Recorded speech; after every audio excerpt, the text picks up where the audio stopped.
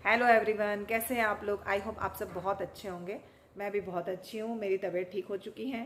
गला अभी थोड़ा थोड़ा है अभी, है ना। अभी गले में थोड़ी दिक्कत हो रही है, लेकिन हाँ अभी पूरी तरह से ठीक है। तो मैंने आप लोगों को द डिस्कवरी ऑफ इंडिया से रिलेटेड समरी का पार्ट पूरा कवर करवा चुकी हूँ मैं। आज हम द डिस्कवरी ऑफ इंडिया से रिलेटेड मोस्ट इम्पोर्टेंट एमसीक्यूज देखने वाले हैं, जो कि 100 के अप्रोक्स में है ना। और इससे बाहर कुछ भी नहीं जाएगा एग्ज़ाम में। हम कोशिश करेंगे कि इससे बाहर जाए ही नहीं, है ना। तो अगर आप चैनल पर नए हैं तो चैनल को सब्सक्राइब कर दीजिएगा। और वीडियो कैसी लगती है, पूरी वीडियो देखने के बाद लाइक ज़रूर कीजिएगा। लाइक करने में बहुत कंजूसी करते हैं आप लोग, है ना। तो मुझे कमेंट करके भी बताइएगा कि आपको वीडियो कैसी लगती है। और कमेंट नहीं होता है आप लोगों से, कोई बात नहीं, लाइक तो कीजिएगा, है ना। लाइक कर दीजिए। चलिए तो हम शुरू करते हैं द डिस्कवरी ऑफ इंडिया से रिलेटेड मोस्ट इंपॉर्टेंट एमसीक्यूज़ की सीरीज़। और ये आज पूरी कंप्लीट नहीं होगी। आज मैं मतलब इसको कुछ पार्ट में कंप्लीट करेंगे। हो सकता है आज पार्ट फर्स्ट आए, उसके बाद नेक्स्ट सेकंड आए। ओके, तो चलिए हम शुरू करते हैं हमारे द डिस्कवरी ऑफ इंडिया के मोस्ट इम्पोर्टेंट एमसीक्यूज़, है ना। तो इसके 100 एमसीक्यूज़ हैं और इसको हम पार्ट्स में डिवाइड करके ही करेंगे। ओके, चलिए तो क्वेश्चन नंबर फर्स्ट देख लेते हैं हम। Who is the author of discovery of India. Discovery of India के ऑथर कौन है। तो अभी अभी हम लोगों को मतलब पता ही है, अभी अभी हमने देखा है ना कि बाय जवाहरलाल नेहरू ने इसको लिखा है। ओके, तो इसके ऑथर कौन होंगे, जवाहरलाल नेहरू। ओके, चलिए तो नेक्स्ट क्वेश्चन है हमारा question number second.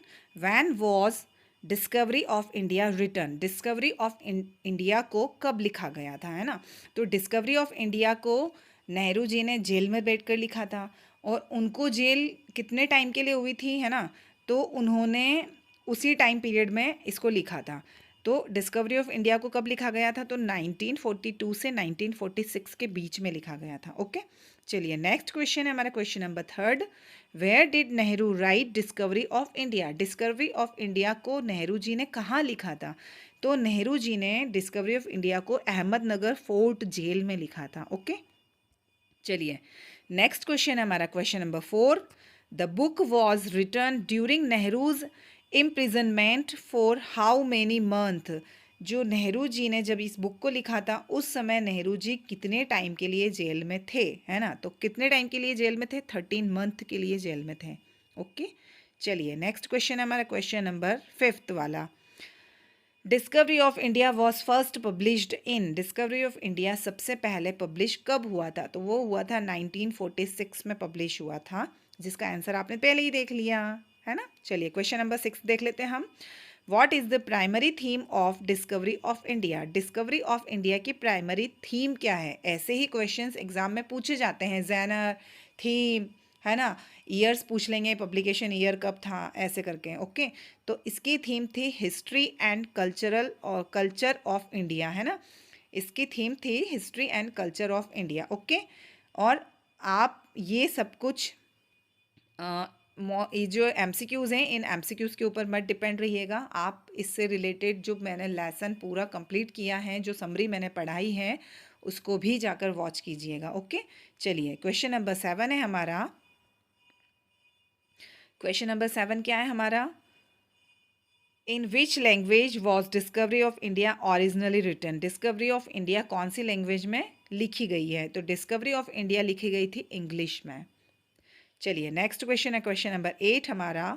Who were Nehru's companions in jail when he wrote the book. Nehru के कंपेनियंस कौन थे, है ना, जो उस समय जेल में थे, जब नेहरू जी भी जेल में थे और बुक लिख रहे थे, है ना। तो कौन थे उस समय, वो थे Govind Vallabh Pant and others. Okay, ये नाम आपको ध्यान रखना है। क्वेश्चन नंबर 9 है हमारा।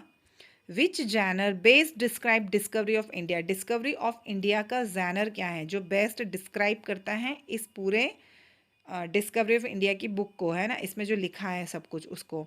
तो वो था, इसका जैनर था हिस्टोरिकल एंड फिलोसॉफिकल कमेंट्री, है ना, ये इसका जैनर है। चलिए नेक्स्ट क्वेश्चन है क्वेश्चन नंबर 10 हमारा। How many chapters are there in Discovery of India. Discovery of India में कितने चैप्टर है। वैसे तो डिस्कवरी ऑफ इंडिया में चैप्टर है ही नहीं, लेकिन कुछ पार्ट्स में इसको डिवाइड किया गया है। अंदर जैसे होता है ना, हम एक्ट देखते हैं ना कि एक्ट में होता है सीन 1, सीन 2, सीन 3 ऐसे करके, तो ऐसे ही इसमें कुछ पार्ट्स हैं, तो उन्हीं को चैप्टर्स का नाम दिया है। ओके, तो डिस्कवरी ऑफ इंडिया में कितने चैप्टर्स हैं? तो 13 हैं। ओके, चलिए नेक्स्ट क्वेश्चन है हमारा, question number 11। Which civilization is discussed at length in the book? इस बुक में कौन से सिविलाइजेशन के बारे में बात की गई है? तो इसमें हमने पढ़ा था, इसमें इंडस वैली के बारे में बात की गई थी, है ना। चलिए क्वेश्चन नंबर 12 है हमारा। What influenced Nehru's writing of the book? इस किताब में, या इस किताब में जो नेहरू जी ने लिखा है वो किससे इन्फ्लुएंस्ड होकर लिखा है ना, या उन्होंने किससे इन्फ्लुएंस्ड हुए थे? तो उनकी जो सर्च थी, ही सर्च फॉर इंडियाज सोल, है ना, वो किसको सर्च कर रहे थे? वो भारत की आत्मा को सर्च कर रहे थे, इसलिए उन्होंने ये सब कुछ लिखा। ओके, चलिए क्वेश्चन नंबर 13 है हमारा। Which Indian philosophical tradition is praised in the book? इस बुक में कौन से फिलोसॉफिकल ट्रेडिशन के बारे में बताया गया है जो कि इंडियन है ना? तो वो था, कौन सा फिलोसॉफिकल ट्रेडिशन था? वो था वेदांता, है ना। वेद के बारे में बात की गई ना इस बुक में। चलिए क्वेश्चन नंबर 14 है हमारा। Nehru referred to India's age? India को नेहरू ने रेफर्ड किया है, तो किससे रेफर्ड किया है? इंडिया को बताया है, तो क्या बताया है उन्होंने? अ टाइमलेस सिविलाइजेशन बताया है इंडिया को, है ना, क्योंकि यहाँ पर आक्रमण होते रहे, अलग अलग लोग आते रहे, है ना, तो इंडिया पूरा चेंज कैसे होता गया उस बारे में बताया है पूरा। ओके, चलिए क्वेश्चन नंबर 15 है हमारा। What does Nehru say about Indian unity? Indian unity के बारे में नेहरू का क्या कहना है? नेहरू क्या कहते हैं, है ना? तो इंडियन यूनिटी के बारे में नेहरू कहते हैं, it is rooted in spiritual and cultural traditions, है ना। नेहरू जी बोलते हैं कि जो भारत की जड़ें हैं वो बहुत गहरी हैं, है ना, संस्कृति और साहित्य को लेकर। चलिए फिर नेक्स्ट क्वेश्चन है हमारा। Who wrote the foreword to the first edition of the book? इस बुक के सबसे पहले एडिशन को किसने फॉरवर्ड किया था लिखकर? तो जिसने लिखकर फॉरवर्ड किया था उसका नाम ही नहीं है इसमें, है ना, तो नो वन इसका आंसर हो जाएगा, क्योंकि इंदिरा गांधी नहीं है, महात्मा गांधी नहीं है, राजेंद्र प्रसाद नहीं है ना। चलिए क्वेश्चन नंबर 17 है हमारा।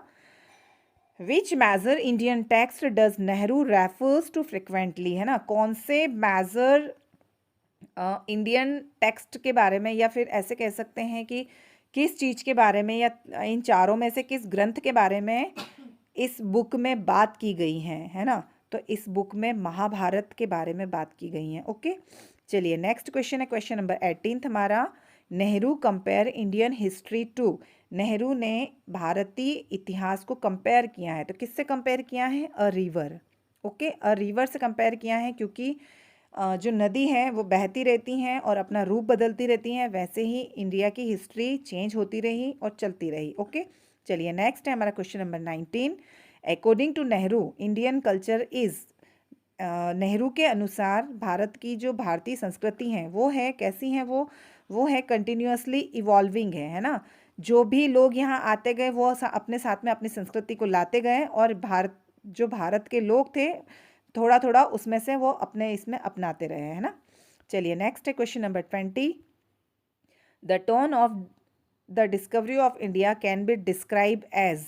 द डिस्कवरी ऑफ इंडिया जो है लिखा गया है उसका टोन क्या है? तो उसका टोन है फिलोसॉफिकल एंड रिफ्लेक्टिव, उसका टोन है। ओके, चलिए नेक्स्ट क्वेश्चन है हमारा question number 21। Which ancient text does Nehru mention as a symbol of Indian unity and culture? भारतीय एकता और संस्कृति के बारे में किस चीज़ में बताया है नेहरू ने, या किस चीज़ की को लेकर, या कौन से ऐतिहासिक बुक को लेकर समझाया है ना? तो वो थी महाभारत। अभी हमने ऊपर पढ़ा है ना कि महाभारत को लेकर समझाया है। चलिए क्वेश्चन नंबर 22 है हमारा। Nehru admires the spiritual depth of which ancient Indian philosophy? कौन सी प्राचीन भारतीय फिलोसॉफी से नेहरू जी एडमायर हुए थे, है ना? तो कौन से किससे एडमायर हुए थे? वो थे वेदांता से। ओके, चलिए नेक्स्ट क्वेश्चन है हमारा question number 23। According to Nehru which ruler symbolize the fusion of Indian and foreign tradition? कौन सा राजा ऐसा था, या कौन सा शासक ऐसा था जिसने भारतीय संस्कृति को, है ना, या फिर ट्रेडिशन को या व्यापार को, और जो फॉरेन विदेशी व्यापार को रूल की मतलब उसने चलाया था, सिंबलाइज किया था उसने, है ना, तो वो था अकबर, है ना, अकबर था वो। चलिए नेक्स्ट क्वेश्चन नंबर 24 है हमारा। क्वेश्चन नंबर 24 क्या है हमारा?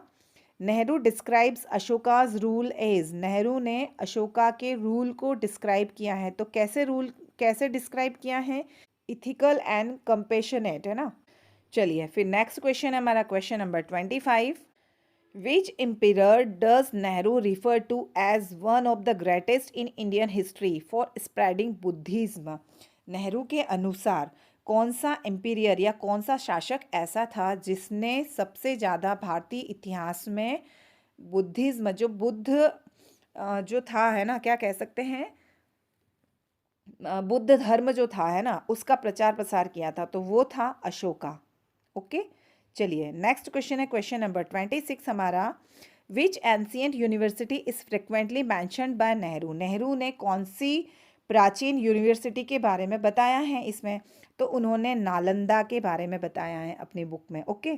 चलिए क्वेश्चन नंबर 27 है हमारा। Nehru discusses the impact of which religious expansion outside India, है ना, भारत के बाहर भी इस धर्म का बहुत प्रभाव पड़ा, है ना। नेहरू ने मतलब कौन से ऐसे धर्म के बारे में बताया है जिस धर्म का भारत के बाहर भी प्रभाव पड़ा, तो वो था बुद्धिज्म, है ना, बुद्ध धर्म। बाहर के लोगों ने मतलब जो विदेशी जो देश थे, दूसरे देश, उन्होंने भी उसको अपनाया है। क्वेश्चन नंबर 28 है हमारा। What does Nehru says about the वैदिक पीरियड? वैदिक पीरियड के बारे में नेहरू जी क्या कहते हैं, है ना, तो नेहरू जी ने बताया है it laid the foundation of Indian civilization, है ना, इंडियन सिविलाइजेशन के फाउंडेशन माने जाते हैं वैदिक पीरियड को। ओके। चलिए क्वेश्चन नंबर 29 है हमारा, जो कि हमारा सेकेंड लास्ट क्वेश्चन है। और ये करवाने से पहले मैं आपको याद दिला देती हूँ कि आपको चैनल को सब्सक्राइब करना है अगर आपने अभी तक नहीं किया है, या आप इस चैनल पर नए हैं तो प्लीज़ इसको सब्सक्राइब कीजिएगा और बेल आइकन ज़रूर प्रेस कीजिएगा ताकि आपको मेरे सारे वीडियोस टाइम टू टाइम मिलते रहें। ओके। चलिए तो हम क्वेश्चन नंबर 29 को रीड कर लेते हैं। क्वेश्चन नंबर 29 है हमारा। Which cultural concept does Nehru highlight as central to Indian life? भारतीय जीवन जो है उसको नेहरू जी ने हाईलाइट किया है, उसमें भारतीय जीवन में कि या भारतीय संस्कृति में कि कौन सा कल्चरल कॉन्सेप्ट दिखाई देता है ना, भारतीय लाइफ जो है ना उसमें इन चारों में से कौन सा कल्चरल कॉन्सेप्ट दिखाई देता है हमको, है ना, तो उसमें हमको धर्म दिखाई देता है। धर्म जो है ना, यहाँ पर धर्म, अलग अलग धर्म के बारे में हाईलाइट है, मतलब ये अलग अलग धर्म है ना, जैन धर्म है, हिंदू धर्म है, बौद्ध धर्म है, ऐसे, है ना, तो वही हाईलाइट किया है इसमें। चलिए क्वेश्चन नंबर 30 हमारा, जो कि लास्ट क्वेश्चन है, और ये करवाने से पहले मैं आपको याद दिला देती हूँ कि अगर आपको वीडियो अच्छा लगता है तो प्लीज़ लाइक कीजिएगा और मुझे कमेंट करके ज़रूर बताइएगा कि आपको वीडियो कैसा लगा। ओके। चलिए क्वेश्चन नंबर 30 हमारा। According to Nehru the greatness of Indian civilization lies in, Nehru ji के अनुसार भारतीय सिविलाइजेशन किसके ऊपर लाइज है, किसके ऊपर डिपेंड है ना, तो सबसे ज़्यादा भारतीय संस्कृति या भारतीय सिविलाइजेशन जो है वो स्पिरिचुअल एंड इंटेलेक्चुअल अचीवमेंट, इसके ऊपर लाइज है। ओके। चलिए तो हम इससे आगे के क्वेश्चंस हम अपने नेक्स्ट पार्ट में करेंगे, और आपको ये सारे क्वेश्चंस कैसे लगते हैं प्लीज़ मुझे कमेंट करके ज़रूर बताइएगा। ओके। चलिए बाय बाय, थैंक यू।